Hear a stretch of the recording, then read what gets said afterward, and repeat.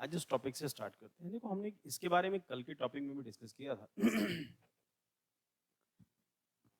कि ये जो प्लास्टिक वेस्ट जो है, जब ये हिमालय तक पहुंच रही है, बहुत सारे जो टूरिस्ट हैं जो हिमालयन स्टेट्स में जाते हैं, और सिर्फ टूरिस्ट नहीं, जो माउंटेनियर्स हैं, जो माउंट एवरेस्ट पे जाते हैं, जो बेस कैंप बनाते हैं, तो बहुत सारे ऐसे लोग हैं, हज़ारों का नंबर है। बहुत सारे लोग घूमने जाते हैं पहाड़ों पर, और शहरों से जब ये लोग पहाड़ों पे घूमने जाते हैं तो यहाँ से जाते हुए प्लास्टिक के बड़े बड़े बैग्स में कोल्ड ड्रिंक, प्लास्टिक की बॉटल्स में, और उसके साथ जुड़े हुए स्ट्रॉज, उसके साथ प्लास्टिक कैन, प्लास्टिक का ये सामान वो सामान, पिज़्ज़ा वीज़ा सब कुछ ले जाते हैं कि पहाड़ के ऊपर जाएंगे, कैंपिंग करेंगे, और उसके बाद जब वो नीचे उतरेंगे तो उसको साथ थोड़ी लेके आएंगे, है ना। उसको वहीं डंप कराएंगे। अरे बाहर कौन उठा के लेके जाए, जब चढ़ रहे थे तो ठीक है, ऊपर पहाड़ तक पहुंचना था, अब पहाड़ चढ़ चुके हैं, अब क्या करना है, इसको साथ ले जाके।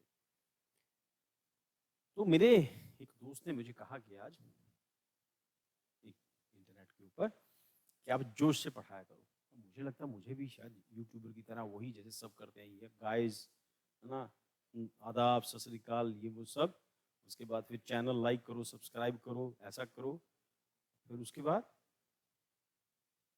जो यूट्यूबर्स करते हैं ना, भाई वो मैं नहीं कर सकता, because I am not YouTuber. मैं टीचर हूँ। वो जोश के लिए, एक एनर्जी के लिए ना, वो एक पर्सनैलिटी होती है। I am not that type of person. चीख के तो नहीं पढ़ा सकते, और वो आदाब, सत श्री अकाल, अरे यार ये करने में भी हेजिटेशन होता है, तो ये करेंगे कैसे, है ना, ऐसा करने से। तो और हम लोग बार बार कहते हैं कि हम लोग जो यूट्यूब जो वीडियोस बनाते हैं, ये सिर्फ उन स्टूडेंट्स के लिए हैं जो सीरियस हैं यूपीएससी की प्रिपरेशन करने वाले। और ज़्यादातर यूट्यूब के ऊपर जितने टीचर्स आते हैं या यूट्यूब के ऊपर जितने विजिटर्स आते हैं, उनको खास पढ़ाई लिखाई से लेना देना नहीं होता। जो भी टीचर यूट्यूब पे आके पढ़ाता है, याद रखिएगा, अगर वो यूट्यूब पे आके पढ़ा रहा है तो अगर आप उनकी यूट्यूब की वीडियोस देखिए तो उनके पास अपनी क्लास करने के लिए टाइम कहाँ है। या तो वो यूट्यूबर हो सकता है, वो टीचर हो सकता है। अगर वो यूट्यूब से पैसे कमा रहा है तो इसका मतलब वो टीचर नहीं है, इसको मतलब उसके अपने ऊपर कॉन्फिडेंस नहीं है कि वो टीचिंग से पैसा कमा सकता है। और एक तरीका है ये मार्केटिंग का, इस तरह से चीज़ें बेची जाती हैं। ध्यान रखना, मैं सामान बेचने नहीं आया, मैं टीचर हूँ, और वो घूम घूम के सामान बेचने वाला नहीं। और जिसको अच्छा लगे, मैं तो कभी किसी को कहा भी नहीं कि आप सब्सक्राइब करो हमारा चैनल। अरे ठीक लगता है तो ठीक है, आपको अच्छा लगता है तो कर लो, नहीं लगता तो रहने दो। और क्योंकि ये क्लास जो है ये सिर्फ सीरियस कैंडिडेट्स के लिए हैं, और वो कॉन्टिन्यूटी में है। जो कल हुआ था वो आज होगा, उसके बाद इंटरलिंक्ड होगा, प्लस वो जो क्लासरूम के स्टूडेंट्स हैं, ये क्लासरूम उनके ऊपर ही है। वो गाइज गाइज कह के वो मेरे लिए बस की बात नहीं है। पहली बात है वो पर्सनैलिटी नहीं है, और दूसरा बात है कि हम भाई, मैं पैदाइशी मैं ढीला टाइप का आदमी हूँ, और वो जोश वाला वो मामला नहीं है। हाँ ठीक है, वो पढ़ाते टाइम जब लेक्चर के ऊपर आपकी कमांड होती है, हाँ थोड़ी सी एनर्जी बढ़ जाती है। बट यह है कि सुबह 9 बजे से जब मैं पढ़ाना शुरू करता हूँ, 9:30 बजे से जब से क्लास शुरू होती है, और 6 बजे तक आते आते वैसे एनर्जी खत्म हो जाती है। और फिर इसके बाद यहाँ से क्लास खत्म करने के बाद जाके पढ़ना, रात के 1:30-2 बजे तक आपको नोट सेंड करता हूँ, और हालांकि वो नोट्स कई जगहों पे अवेलेबल रहते हैं। उसके बाद फिर आके फिर अगले दिन सुबह उठना, फिर टॉपिक पढ़ाना, 6 बजे तक एनर्जी खत्म हो जाती है आते आते। तो वो भाई मेरे बस की बात नहीं है, वो पर्सनैलिटी भी वो नहीं है, और वो हिस्सा भी नहीं है। और यूट्यूब के लिए वीडियो बनाते भी नहीं है, सिर्फ अपने स्टूडेंट्स के लिए बनाते हैं जिनको देखना होता है। वो ऐप के साथ अगर थोड़ा बहुत इशू नहीं हुआ तो शायद यूट्यूब पे कभी भी नहीं आते। शायद टाइम की ज़रूरत भी थी, इस करके हम लोग यूट्यूब पे आ गए। और कमाई वाई का, यूट्यूब से पैसे कमाएंगे ऐसा कुछ नहीं है। स्टूडेंट्स को वो ठगने वाला काम है, वैसा भी नहीं है ना। वो फेक फ़ोटो लगा के स्टूडेंट्स की, जैसे दिल्ली के बड़े बड़े इंस्टीट्यूट्स कर रहे हैं, है ना, वो भी अपने पास पर्सनैलिटी का हिस्सा नहीं। वो मार्केटिंग की पूरी स्ट्रैटेजी, उसके लिए मार्केटिंग के लिए पूरी टीम बैठती है, जो ये बताते हैं आपको ये करना है। यूट्यूब पे कई सारे टीचर देखे होंगे जिनकी यूट्यूब की वीडियो पे खुद ही टीचर ने लिखा है कि वो एक टीचर है हमारी वीडियो में, कभी कभी आज मैं बहुत दिनों के बाद रोई, तो टीचर ने खुद ही लिखा, खुद ही वीडियो बनाई और खुद ही पोस्ट कर दी, उसके ऊपर लाखों व्यूज हैं। फिर वो हरकतें करते हुए, वो अपने बस की बात है। टीचिंग सीधा सिंपल पढ़ाते हैं, और आपको ठीक लगता है तो, जिसको बाहर से ठीक लगता है वो करे सब्सक्राइब, नहीं लगता तो नहीं करे। हम वैसे भी आपके लिए वीडियो नहीं बना रहे हैं जो आउटसाइडर हैं, वीडियो हम अपने स्टूडेंट्स के लिए बना रहे हैं, या फिर उन स्टूडेंट्स के लिए बना रहे हैं जो बहुत सीरियसली इस क्लासेस को देखते हैं और जो रोज देखते हैं ना, या एक दिन छोड़ के। और ये भी एक रीजन है कि किसी ने कहा कि आपकी रोज वीडियो नहीं बनाते। रोज वीडियो बनाने के लिए अखबार में खबर आना भी जरूरी है। जिस दिन न्यूज़पेपर में खबर नहीं होगी उस दिन हम लोग वीडियो नहीं बना सकते। एक खबर के लिए, 2 खबर के लिए वीडियो बनाना इम्पॉसिबल काम है। वो 10-15 मिनट, आधा घंटा लगाए तो कम से कम 1 घंटे की क्लास करे तो सही। तो इस करके वो उस टाइप की एनर्जी, उस टाइप का जो पर्सनैलिटी है, पहली बात मैं हूँ नहीं, और वो कर भी नहीं सकता, मैं चाह के भी नहीं कर सकता। और फिर कौवा चला हंस की चाल अपनी भी भूला, है ना। और बहुत वाहियात, बहुत गंदा लगूंगा अगर मैं ऐसा करने की कोशिश भी करूंगा तो this is not my cup of T. ऐसे पढ़ाते हैं, ठीक है, एक बार आपको कह दिया, मॉर्निंग में गुड इवनिंग कह दिया, बस हो गया काम। बाकी जिसको अच्छा लगे वो देखे, जिसको नहीं लगे वो नहीं देखे। हम लोग कहते भी नहीं किसी को कि सब्सक्राइब करो हमारा चैनल, आपको ठीक लगता है तो करो, नहीं करो तो रहने दो। शेयर करो, सब्सक्राइब करो, पता नहीं क्या करो, एक और कुछ भी होता है। क्या होता है वो, सब्सक्राइब करो, शेयर करो, ये कुछ और भी कहते हैं ना, वो हम लोग नहीं कर सकते क्योंकि पर्सनैलिटी का पार्ट नहीं है। और हम यूपीएससी के टीचर हैं, वो छिछोरे नहीं हैं। जो कर सकते हैं, जिसको जो कर सकता है वो कर सकता है, हम लोग नहीं कर सकते, मैं नहीं कर सकता कम से कम। सिंपल टॉपिक देखिए, सिंपल समझिए। कल भी हमने इसी टॉपिक की कंटिन्यूटी, एचयूसी की कंटिन्यूटी कल भी हमने डिस्कस किया था, गार्बेज से रिलेटेड है। आज भी यही है कि जो लोग हिमालय घूमने जाते हैं अपने साथ, वहाँ पर अपने साथ जाते हुए प्लास्टिक का सामान ले जाते हैं। जब वो नीचे उतरते हैं तो वो सामान लेके नीचे नहीं उतरते। अब जब वो सामान लेके नीचे नहीं उतरते, वहाँ वो जो प्लास्टिक है, जो सनलाइट है उसकी वजह से वो डिग्रेड होता है। अब सनलाइट की वजह से डिग्रेड कैसे होता है, जैसे हमने डिस्कस किया था, जैसे जैसे जैसे हमारी हाइट बढ़ती है, हमारा एलिवेशन बढ़ता है, हम लोग सूरज के उतना पास पहुंचते हैं। जितना हम नीचे रहते हैं, सन हमसे दूर रहता है। जैसे जैसे पहाड़ों में हम लोग ऊपर ऊपर पर आते जाएंगे, हमें सनलाइट ज्यादा मिलेगा। सनलाइट ज्यादा मिलेगा मतलब सन से ज्यादा एक्सपोजर है। तो सन से ज्यादा एक्सपोजर होने का मतलब है डायरेक्ट सनलाइट पड़ने से वो जो प्लास्टिक है वो डिग्रेड भी जल्दी होता है, टूटता है प्लास्टिक, है ना। प्लास्टिक ऐसे तो खत्म नहीं होगा। और जब वो प्लास्टिक टूटता है तो उसको हम लोग माइक्रो प्लास्टिक कहते हैं। कल की क्लास में हमने ये टॉपिक डिस्कस किया था, माइक्रो प्लास्टिक, माइक्रो बीड्स। तो हमने डिस्कस किया था plastic is a major cause of cancer in India and the other part of the world. अब लोग प्लास्टिक का मिसयूज करते हैं, प्लास्टिक को रख के ओवन में रख रहे हैं। ओवन में जो माइक्रोवेव्स निकल रही हैं, वो जो प्लास्टिक से होकर जब खाने में जाएंगी, बेशक प्लास्टिक कितना भी सेफ है ना, वो कहते हैं प्लास्टिक अपने लिए सेफ हो सकता है कि आपकी हेल्थ के लिए सेफ नहीं होता कभी भी। तो वो जो माइक्रोवेव्स में रख के जो खाना बनाते हैं, माइक्रोवेव्स प्लास्टिक से होके आपके खाने तक पहुंचती हैं, दैट इज कॉजिंग कैंसर। और अभी ये जो प्लास्टिक है जो डिग्रेड हो रहा है, जैसे हमने डिस्कस किया, जैसे जैसे हम लोग पहाड़ के ऊपर जाते हैं, इसी करके ज्यादा हाइट के ऊपर आपको लोगों के रंग गोरे नहीं मिलते, लोग फेयर कलर के नहीं होते, क्योंकि सन एक्सपोजर ज्यादा है, उस सनलाइट के ज्यादा कांटेक्ट में रहेंगे, यूवी रेज उन तक डायरेक्ट पहुंचेंगी। अब उसी यूवी रेज की वजह से प्लास्टिक डिग्रेड होता है, और जब प्लास्टिक डिग्रेड होता है तो फिर वो माइक्रो प्लास्टिक्स में कन्वर्ट होता है, और ये प्लास्टिक ऊपर छोड़ा, और अल्टीमेटली जब ये डिग्रेड हुआ तो इस फॉर्म में नीचे पहुंचा। और इसके लिए हम लोगों ने क्लास में एक बायो एक्यूमुलेशन एक टर्म यूज की है। और बायो एक्यूमुलेशन में क्या है, जब ये छोटे छोटे प्लास्टिक में इसमें टूटता है तो इसके साथ क्या होता है कि ये जो प्लास्टिक अपने साथ कुछ केमिकल्स भी कैरी कर रहा है, इसमें पेट्रोकेमिकल्स भी हैं और कई अदर केमिकल जो प्लास्टिक बनाने में यूज हुए थे। अब जब इस प्लास्टिक को स्मॉल फिश खाएगी तो उसमें वो एक्यूमुलेट होगा, उसकी बॉडी में एक्यूमुलेट होगा, तो उसकी बॉडी उस तरह से जो केमिकल्स है वो प्रोड्यूस करेगी, जब इसको डाइजेस्ट करेगी, इसको खाने की कोशिश करेगी, तो उसके बाद उससे बड़ी फिश, उसके बाद उससे बड़ी फिश, उसके बाद उससे बड़ी फिश, और किसी भी स्टेज में अगर ह्यूमन बीइंग ने उस फिश को पकड़ लिया, उसको खा लिया, तो वो जो उस बड़ी फिश में एक्यूमुलेट हुआ था, तो उसने 1 ग्राम जहर खाया, उसने 5 मछलियां खाई तो 5 ग्राम जहर हो गया, तो 5 ग्राम जहर वाली 5 मछलियां उससे बड़ी मछली ने खाई तो 25 ग्राम जहर हो गए जो उससे ऊपर वाली में आई। तो इस तरह से ये जो जो ये टॉक्सिक मटेरियल है, तो एक स्टेज से दूसरी स्टेज शिफ्ट करता है, ठीक। और जब उसको ह्यूमन बीइंग खाता है तो उसकी बॉडी में वो एक्यूमुलेट होता है, तो उससे उसकी डेथ होती है ना, कैंसर होता है। तो सिमिलरली यहाँ पर भी यही है कि बायो एक्यूमुलेशन है। और ये देखो, ये प्लास्टिक की ये छोटी इमेज के अंदर ये माइक्रो प्लास्टिक, इसको हम लोग माइक्रो प्लास्टिक्स कहते हैं।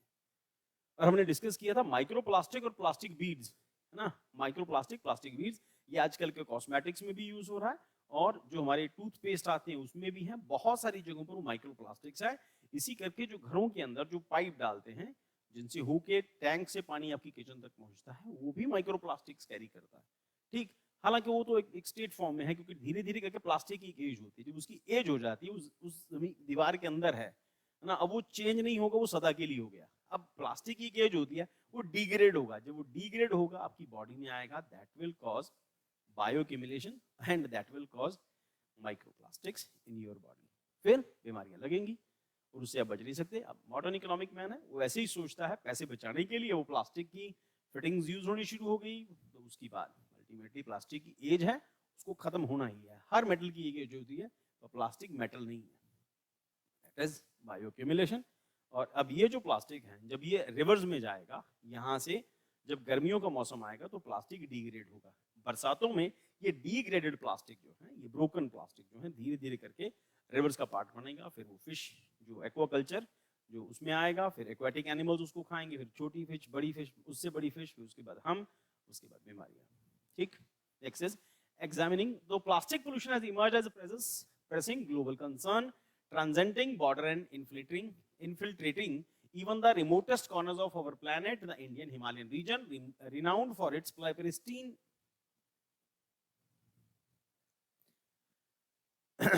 pristine landscapes and vital water sources, in grappling with the consequences of this crisis, this necessitates an exploration of extent of plastic pollution in environment impact and the deficiencies in current waste management system. तो ultimately India में waste management system जो है वो गड़बड़ है। आप लोगों ने, हमने आगे चल के डिस्कस करते हैं क्या, एक अर्थ ऑफशूट डे हम लोगों ने क्लास में किया था। जैसे अर्थ ऑफशूट डे है, वैसे ही प्लास्टिक ऑफशूट डे भी है।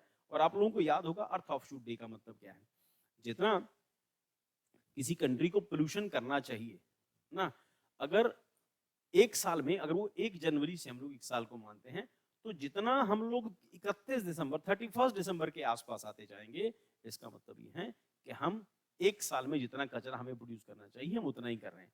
अगर हम उसको कम करते चले जाएं, 31 दिसंबर से वो 31 नवंबर आ जाए, 30 नवंबर आ जाए, या 1 नवंबर आ जाए, फिर वो कम होके जनवरी पहुंच जाए, सॉरी जुलाई पहुंच जाए, अगस्त पहुंच जाए, जुलाई पहुंच जाए, जून पहुंच जाए, अप्रैल पहुंच जाए, मार्च, फरवरी, और अगर जनवरी पहुंच जाए तो बहुत डेंजरस कंडीशन है। और हमने डिस्कस किया था जितनी इकोनॉमी का साइज बड़ा होगा उतना प्लास्टिक वेस्ट ज्यादा होगा, उतना जो ह्यूमन वेस्ट है वो ज्यादा होगा, जो घरों से निकलने वाला जो गार्बेज है वो कंपैरेटिवली उतना ज्यादा होगा। तो इसका मतलब जितनी आप इकोनॉमिक ग्रोथ ज्यादा करोगे उतना आप पोल्यूशन भी ज्यादा करोगे। तो सेम रीजन उसके पीछे plastic, everywhere we are using plastic. Plastic का बैग दे दो, प्लास्टिक कैरी कर लो, प्लास्टिक की चेयर, प्लास्टिक की कुर्सी, एवरीथिंग इज ऑफ प्लास्टिक। उसमें प्लास्टिक ब्रश भी आ रहा है। इसलिए कहते हैं हर चीज की एक एज है। और जो बार बार लोग वो जो बिस्लरी की बॉटल जो 10 रुपए की मिलती है, 20 रुपए की जो बॉटल मिलती है, अब वो बॉटल फेंकनी नहीं, तो क्या करेंगे, अगली बार फिर उसी में पानी डाल देंगे, फिर उसी में पानी डालेंगे। वो सबसे घटिया, सबसे हल्का प्लास्टिक होता है। सबसे हल्का प्लास्टिक होता है, it will carry micro plastics into your body. एक बार यूज करने के बाद, हालांकि उसको यूज करना ही नहीं चाहिए। जब भी आपको यूज करनी है, प्लास्टिक की जगह के ऊपर मेटल बॉटल्स यूज करो। मेटल में भी अगर आप जो नेचुरल मेटल्स हैं वो ले आए, कॉपर हो तो कंपैरेटिवली बेटर है, अदरवाइज बाकी सभी मेटल जो है डेंजरस होते हैं। तो अब यहाँ पे इस टॉपिक में वापस आते हैं। Examining plastic presence in Indian Himalayan region and its ramification. उसके बाद microplastic in Himalayas an unseen threat to pristine glacier ecosystem. Tiny particles known as microplastics. See, microplastics, a bioproduct of the large plastic degradation and surreptitiously infiltrating the Himalayan mountains, nested in the glacial deposits. These microplastics pose a significant threat as they are released into rivers during the melting season. जब बर्फ पिघलेगी तो पहाड़ों में जो accumulated plastic है, बर्फ पिघलने से पानी के साथ साथ ये प्लास्टिक नीचे आएगा, रिवर में आके मिलेगा, और रिवर में आके मिलने का मतलब अब इसको जो एक्वाटिक एनिमल्स हैं उसको वो खाएंगे। देन उसके बाद रिवर वाटर पोल्यूट होगा। अगर मान लो आप पानी भी पी रहे हैं उसका, तो उसमें वो प्लास्टिक पार्टिकल्स मिले हुए हैं। If you take that simple taking, you are taking the water from simply from that river और water source, it means you are also consuming microplastics. आपको नजर भी नहीं आते।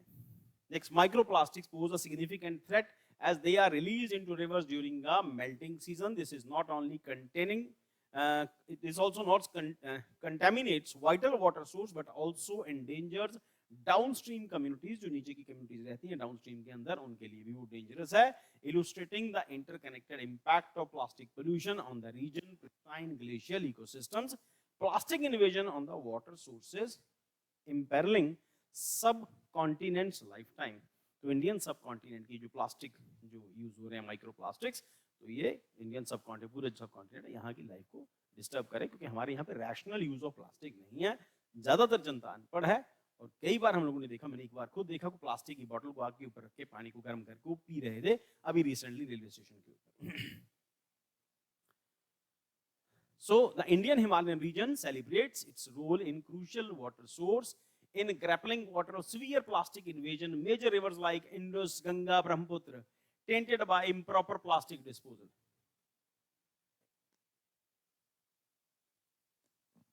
Improper plastic disposal, रीजन उसके पीछे कि जनता अनपढ़ है, लोग कम पढ़े लिखे हैं भी तो दे आर पढ़े लिखे अनपढ़, है ना। तो उनमें से कौन सा किसी ने यूपीएससी की क्लास में एनवायरमेंट वाला सेक्शन किया है और कौन सा टीचर ने इतनी टेंशन लेके उनको पढ़ाया है। और जो लोग सरकार ने बेशक मैंडेटरी किया भी है कि आपको एनवायरमेंट पढ़ना है, और सब लोगों को पता है ग्रेजुएशन में स्टूडेंट एनवायरमेंट किस तरह से पढ़ के पेपर दे के आते हैं और किस तरह से वो पास होते हैं। ठीक, को बॉदर नहीं करता, टीचर पढ़ना बॉदर कर रहे हैं, रीजन उसके पीछे टीचर ने खुद ही नहीं एनवायरमेंट नहीं पढ़ा तो आपको पढ़ाएगा कैसे। आपको हिस्ट्री पढ़ाने वाला टीचर, मेरे को तो इकोनॉमी पढ़ाने वाले टीचर ने एनवायरमेंट पढ़ाया था, और जैसा पढ़ाया था मैं क्लास में कई बार डिस्कस कर चुका हूँ। वो टीचर ऐसे थे जो छोड़िए पर भी डिस्कस नहीं करते, है ना। So the repercussions extend beyond the environmental damage affecting the region's diverse biodiversity. The toxic components of plastic leaching into the ecosystem disrupt the delicate balance, posing a threat to terrestrial and aquatic species like, ना, तो terrestrial species को भी threat करता है और aquatic species को भी वो threat करता है। Then उसके बाद urbanization, tourism, plastic crisis and approaching environment catastrophe. Rapid and unplanned urbanization हमारे सबसे बड़ी दिक्कत है, बार-बार क्लास में यही डिस्कस करते हैं। ये जो अनप्लैंड जो ग्लोबल जो अर्बनाइजेशन है, इसकी वजह से प्रॉब्लम क्रिएट हो रही है। Unplanned urbanisation coupled with environment producing a consumption pattern significantly contribute to the escalating plastic waste crisis in the Indian Himalayan region. The surge in tourist footfalls exacerbate the issue, transforming one pristine landscape into the dumping ground. जब छुट्टियां होती हैं, लोगों की जेब में पैसा है, उनकी औकात से ज्यादा पैसा भगवान ने दे दिया इंडिया के अंदर। अब ये जो इर्रेशनल इंडिविजुअल्स हैं, जिनके पास उनकी हम कहें औकात से ज्यादा पैसा आया, तो ये सब लोग प्लास्टिक का सामान पहले खरीदेंगे, प्लास्टिक की कोल्ड ड्रिंक, ये वो सब खरीदेंगे, पहाड़ों में जाके किसी बेवकूफ की तरह किसी पहाड़ के ऊपर बैठेंगे और वहां पर कोल्ड ड्रिंक पिएंगे और प्लास्टिक वहीं छोड़ाएंगे। उनमें से कोई एक कहेगा कि ये कूड़ा ले चलते, सब लोग कहेंगे तू बेवकूफ आदमी है, ठीक है। तो this is the only reason कि पहाड़ों के ऊपर जब ये प्लास्टिक छोड़ दिया जाता है, देन उसके बाद सनरेज पड़ती हैं, क्योंकि ये इसकी हाइट ज्यादा है, ज्यादा सनरेज पड़ेंगी, यूवी के कॉन्टेक्ट में ज्यादा आएगा, और इसका जो बायोडिग्रेडेशन होगा, इसको जो धीरे धीरे ग्रेजुअली डिग्रेड होगा, प्लास्टिक डिग्रेड होने में टाइम लगाता है, पर पहाड़ों पर तेज धूस की वजह से ये जल्दी डिग्रेड होता है। जब ये डिग्रेड होगा, फिर वाटर सीम के साथ साथ बर्फ पिघलेगी ग्लेशियर्स के ऊपर, तो डाउनस्ट्रीम में आ जाएगा, फिर उसके बाद हम कंज्यूम करेंगे, तो दोनों के लिए डेंजरस है। अब ये जो सो कॉल्ड लोग जो गाड़ियों में लद के, जो लास्ट ईयर में हम लोगों ने देखा, ये स्नोफॉल से पहले जो लेह लद्दाख पहुंचे या लाहौल स्पीति पहुंचे या फिर कुल्लू मनाली पहुंचे, तो 3-3 दिन तो जाम में फंसे रहे। ऐसे ही एक बार मैं भी घूमने गया था धर्मशाला, उस दिन छुट्टियां थी, 3 छुट्टियां इकट्ठी होगी, पता नहीं कहां से पूरा इंडिया वहां पे पहुंचा हुआ था। 6 घंटे एक दिन हम घूमने निकले, 10 बजे से लेकर 4 बजे तक हम जाम में फंसे रहे। तो घूमने क्या गए, तो पूरा दुनिया इंडिया बेवकूफ हो जाता है, पागल हो जाता है, और बेवकूफों की तरह पहाड़ों की तरफ दौड़ते हैं, खासतौर पर प्लेन्स के लोग। तो पहाड़ देखे नहीं होते, अब पहाड़ देखे नहीं तो सो कॉल्ड पहाड़ पे एंटरटेनमेंट की डेफिनेशन जो है वो कोल्ड ड्रिंक है या फिर शराब है, और या फिर उसके साथ साथ जुड़ा हुआ बायोअक्यूमुलेशन, प्लास्टिक के लिफाफे भर के लेके जाएंगे, वहां छोड़ के आएंगे, डंप करेंगे। तो ये सब aspects हैं। Beyond visual pollution, environment impact and biodiversity loss. Plastic pollution directly threatens the region's rich biodiversity as it infiltrates diverse ecosystem. The accumulation of plastic waste in rivers and lakes alters water quality. तो एक दिन हम लोगों ने class में एक कोई national park था, हम लोगों ने कनाडा का देखा था, तो वहां पर एक सिंगल कागज नजर नहीं आ रहा था। अगर आप इंडिया में किसी भी इलाके में घूमने चले जाओ, किसी भी इलाके में, तो आपको वहां पे विमल पान मसाला, कुरकुरे का पैकेट, और एक और है सफ़ेद सी पैकेट होता है और हरे से लिखा होता है उसके अंदर, और वो और गुटखे के पैकेट, पान मसाले के पैकेट, ये आपको हर जगह मिल जाएंगे। आपको लोग खा के वहीं फेंक आते हैं ना। और कोई भी अक्लमंद आदमी अगर ये कहे कि ये जो हम लोगों ने प्लास्टिक फेंका इसको साथ ले चलेंगे, तो लोग मजाक उड़ाएंगे। अगर आप भी ऐसा करेंगे तो आपको घर वाले आपके बेवकूफ डिक्लेयर कर देंगे। So alters water quality, creating a toxic environment that aquatic ecosystem struggles endure from a fish to amphibians. Fish or amphibian मतलब जो पानी और जमीन दोनों पे रह सकते हैं. The entire aquatic food chain, the geoparadise, affecting not only the survival of these species but also the livelihood of communities dependent on them and sustenance. One land, the impact of equal profound of plastic waste disrupts habitat, obstruct natural pathways और wildlife. तो ultimately हर जगह के ऊपर आपको natural pathways जहाँ जाएंगे आपको you will find the plastic, और मिलने वाला प्लास्टिक कचरा, और उसके बाद बायोअक्यूमुलेशन। ऑब्वियसली जब हम खाएंगे तो हम अपनी बॉडी में कंज्यूम करेंगे। Natural pathways for wildlife leading to displacement of potential conflict between animal and human settlements. Challenges in combating plastic pollution in Indian Himalayan regions, IHR. So legal challenges and eco-sensitive areas, National Green Tribunal interventions. The National Green Tribunal issuance of notice to various authorities reveal legal challenges, waste dumping, eco-sensitive zones, tourist and commercial establishment. ये वाला point बड़ा important है यहाँ पे। The national green tribunal, NGT कहते हैं उसको, बार बार आगे चल के टर्म आएगी। NGT issuance to notice to various authorities reveal legal challenges in waste dumping in eco sensitive area. तो जहां पर एरियाज इको सेंसिटिव हैं, एनजीटी वहां पर उनके लिए वार्निंग इशू करता है। कई बार नेशनल ग्रीन ट्रिब्यूनल ने वार्निंग इशू की है, उनको ऑर्डर इशू किए हैं। खासतौर के ऊपर tourist and commercial establishments often contribute to this problem and prompting legal security, legal scrutiny.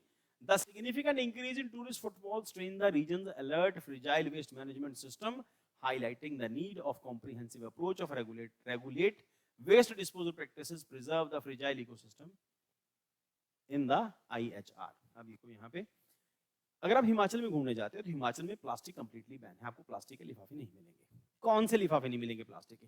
Carry bag नहीं मिलेंगे। तो कुरकुरे तो प्लास्टिक बैग में आता है, विमल पान मसाला तो वही प्लास्टिक पाउच में आता है, ठीक, और कोल्ड ड्रिंक तो वही प्लास्टिक में आती है। तो ये तीन चीजें तो आई नहीं है। गुटखे का पैकेट उसी में आ रहा है। तो इसका मतलब जो चीजें ज्यादा कंज्यूम होती हैं, 5 रुपए के बिस्किट के पैकेट ले लो या 500 रुपए का बिस्किट का पैकेट ले लो, आपको प्लास्टिक पैकिंग में ही मिलेगा। तो रैपर उसका प्लास्टिक का ही होगा। तो व्हाट इज दिस? तो ये आधा तीतर आधा बटेर। सिर्फ कैरी बैग आप नहीं ले सकते, बाकी तो यू कैन कैरी। तो दिस इज द प्रॉब्लम, और ये नहीं होना चाहिए। गवर्नमेंट की पॉलिसीज जो है, यहाँ पर पॉलिसी मेकर जो है वो ब्लाइंड है, बेवकूफ कहते, या फिर ये कहें कि वो लोग इन जो ये जो बड़ी कंपनीज हैं, ये जो कमर्शियल जो ऑर्गेनाइजेशंस हैं, ये कॉर्पोरेट वर्ल्ड है, इनके प्रेशर में रहते हैं। हो सकता है, डेमोक्रेसी में एवरीथिंग इज पॉसिबल।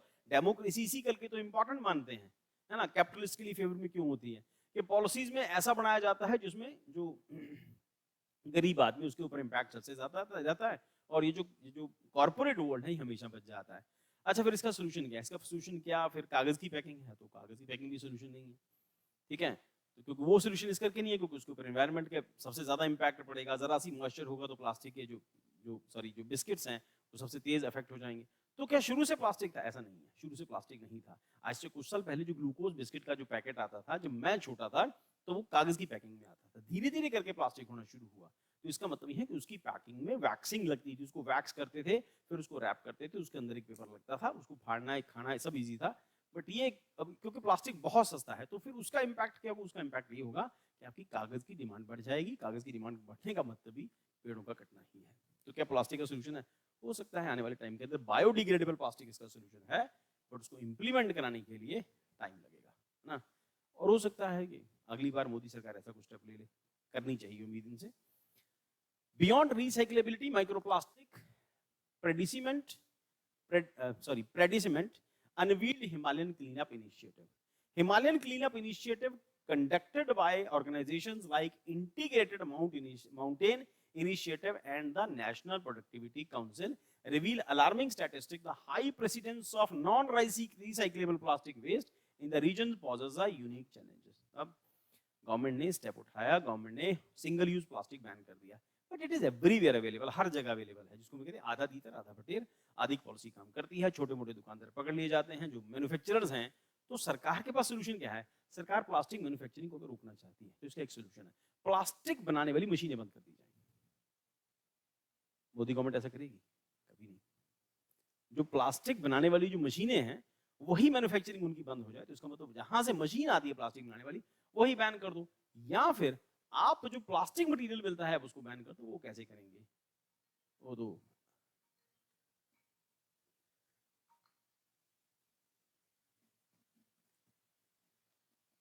एक सेकेंड,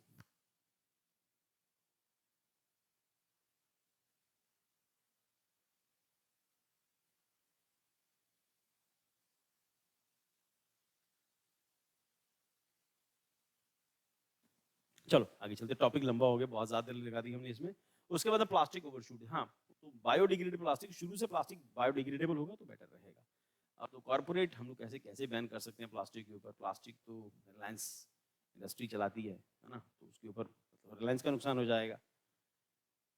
और डेमोक्रेसी है, नुकसान नहीं होना चाहिए किसी का। तो concept of plastic overshoot day when plastic waste surpasses हमने डिस्कस किया था, जैसे अर्थ ओवरशूट डे हमने डिस्कस किया था वैसे प्लास्टिक ओवरशूट डे, तो ये 1 जनवरी से लेके 31 दिसंबर तक हम लोग इसको कंसिडर करते हैं। तो अगर ये हम लोग यहाँ से गैप कम होते होते होते होते होते अप्रैल, मार्च, फरवरी, जनवरी तक पहुंच जाएगा, it means condition is really very very dangerous. और यहाँ पर देखो, the concept of plastic overshoot day when plastic waste surpasses waste management capability serves as stark reality check. Despite the claim of systematic ability to handle plastic waste, India reached its plastic overshoot day in 2023 on January 6। इसका मतलब ये कि जो plastic हमें जो कचरा है, जो कूड़ा है, जो 1 जनवरी से लेकर 31 दिसंबर तक प्रोड्यूस करना चाहिए था, हमने उसको कितने दिनों में कंज्यूम कर लिया? 6 दिनों के अंदर। तो जनवरी 6 उसकी डेट थी। इंडिया की हम लोग बात कर रहे हैं। Overshoot day when plastic waste surpasses waste management capabilities serves as a stark reality check. Despite claims to systematic ability to handle plastic waste, India reached its plastic overshoot day on 23rd 2023, January 6 तक पहुंच गया था। So the discrepancies between waste management capability and mismanagement waste index raises question about the effectiveness of current waste management system, demanding urgent attention and reforms। तो इसका मतलब ये है कि अर्जेंट रिफॉर्म जरूरी है, बहुत तेज रिफॉर्म जरूरी है, खासतौर के ऊपर प्लास्टिक वेस्ट मैनेजमेंट को लेकर, नहीं तो सब मरेंगे कैंसर से। तो नेशनल रेगुलेटरी फ्रेमवर्क क्या कहता है? तो solid waste management rules SVMSWM 2016, plastic waste management PWM rule 2016 and extended producer responsibility EPR 2022 collectively constitute the regulatory backbone for managing plastic waste in India.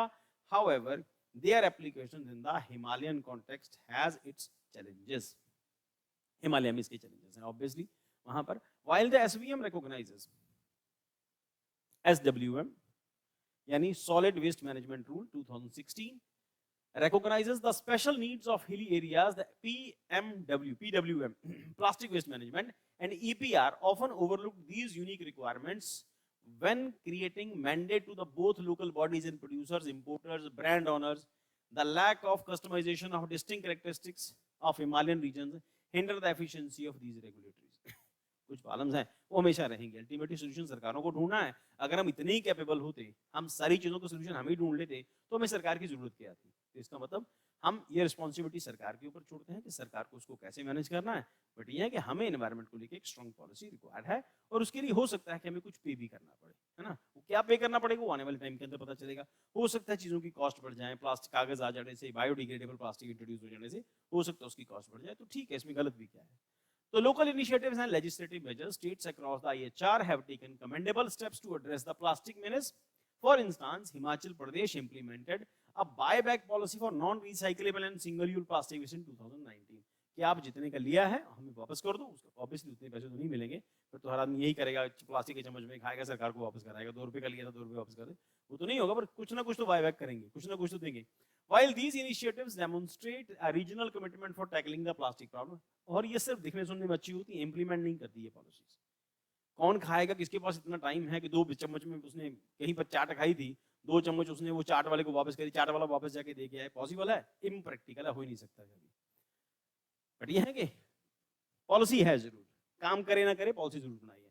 The tangible results are yet to be fully realized. Legislative measures have not prevented widespread letting of plastic waste, emphasizing the gap between policy on the ground implementation. For example, the collective mandate of SVM, PVM, EPR, emphasizing, ये देख चुके हैं हम लोग, पीछे discuss किया है, तो emphasizing waste segregation of source as a prerequisite for effective waste management. However, the ground reality reveals stark contrast। जो भी सरकारें कहें हमने ये पॉलिसी बनाई है, प्लास्टिक हमारे यहाँ पर अवेलेबल नहीं है, हम लोग ये नहीं करते, वो नहीं करते, पर प्रैक्टिकलिटी में कुछ और, जिसको हमने डिस्कस किया कि 4 चम्मच खाने के बाद, वो 10 प्लेट 20 प्लेट बेचने के बाद वो चम्मच वापस खाने सरकार जाएगा, सरकार उसे खरीदेगी? इम्पॉसिबल है। ये देखने सुनने में सिर्फ अच्छा लगता है।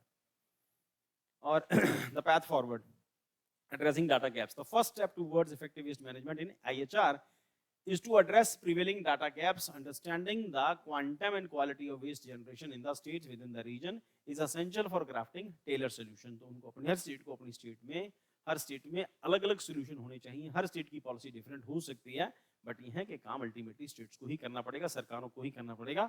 हम इसके लिए हम ये काम नहीं कर सकते, कोई इंडिविजुअली काम नहीं कर सकता, कोई एनजीओ ये नहीं कर सकता, इतने बड़े लेवल के ऊपर इम्पॉसिबल है। और consideration of the resource allocation, appropriate resource allocation is crucial for the managing a plastic pollution crisis in the IHR. This allocation should consider the rich biodiversity, ecological sensitivity, unique challenges poses the mountainous terrain. Traditional waste management approach may not suffice, so necessitating innovative solution for tailored for the topographic constraints on the mountain. तो पहाड़ों की condition different है, इसके लिए उनके लिए policy भी unique होनी चाहिए, different policy होनी चाहिए। लेट्स सी सरकारें क्या करती हैं आने वाले टाइम के अंदर। सरकारों के लिए भी मुश्किल है, इतना आसान नहीं है। कॉस्ट बढ़ जाएगी, जब कॉस्ट बढ़ेगी तो इन्फ्लेशन में शो होगा, तो जब ओवरऑल इन्फ्लेशन में शो होगा तो लोग कहेंगे जी आपकी सरकार में तो महंगाई आ गई। ऑब्वियसली यार, बिस्किट का पैकेट, चाय का पैकेट अब कागज में आएगा तो उसकी कॉस्ट तो बढ़ेगी। अब बायोडिग्रेड प्लास्टिक में आएगा उसकी कॉस्ट बढ़ेगी, तो अल्टीमेटली इन्फ्लेशन में आएगा। डेमोक्रेसी की वीकनेसेस है। तो कंक्लूजन क्या कहता था, plastic pollution crisis in Indian Himalayan region demands urgent attention of comprehensive action balancing environment conservation. अब ये क्यों रिक्वायर्ड है बेटा, देखो एक है कि रिवर पहाड़ से चली, हिमालय से रिवर चली और आते आते आते आते यूपी तक आते आते पोल्यूट हो गई, समझ गए। यहाँ तक समझ आता है कि उसमें कई सारे शहरों का पोल्यूशन भी मिल गया, उसके अंदर प्लास्टिक के भी पार्टिकल्स मिल गए, यहाँ तक तो समझ आता है। बट हिमालयन रिवर जब हिमालय से चली वहीं पोल्यूट हो गई, तो इसका मतलब जो जो उसकी पेरिफेरी में आएगा, जहां जहां से उसका बेसिन रीजन होगा, उस सभी रीजन के अंदर वो पोल्यूटेंट फैलाती जाएगी या बीमारियां देती जाएगी और एक्वेटिक लाइफ को खराब करती जाएगी, मारती जाएगी। इससे क्या होगा, इससे बायोडाइवर्सिटी खत्म हो जाएगी। जो टाइप ऑफ फिशेज हैं, टाइप ऑफ स्पीशीज जो है वो धीरे धीरे ग्रेजुअली सारी खत्म हो जाएंगी। ठीक, तो एनवायरनमेंट के लिए डेंजरस है। तो इसका कंक्लूजन आप देख लेना इसको जाके। उसके बाद